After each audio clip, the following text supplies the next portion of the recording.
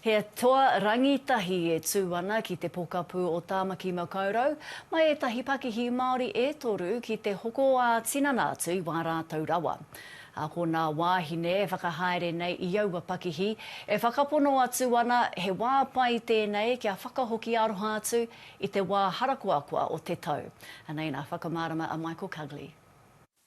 He poi, tai atu ki ngā taonga mā te pēpi. Ko te toy store tēnei e hoko atu ana i ngā taonga Māori mō te krihimete.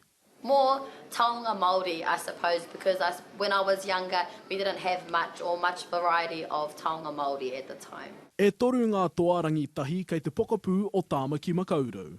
We have a range of different products, play mats, minky blankets, cotton blankets, and we hope to make more Māori proud to be Māori. Seeing your tamariki or mokopuna swinging them, it will bring a smile to Nanny's face.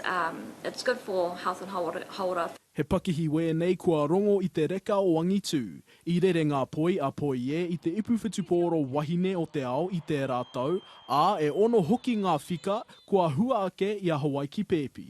He oi ko rāua tahi e mea ana, ko te whakapuare a tinana i ngā tatau o tētahi toa hoko, he tatau nui whakaharahara.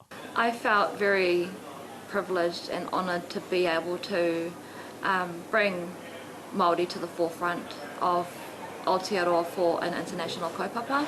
For Ngāti Whātua to give us the opportunity to be able to showcase our products and have a pop-up store before Kirihimete as well.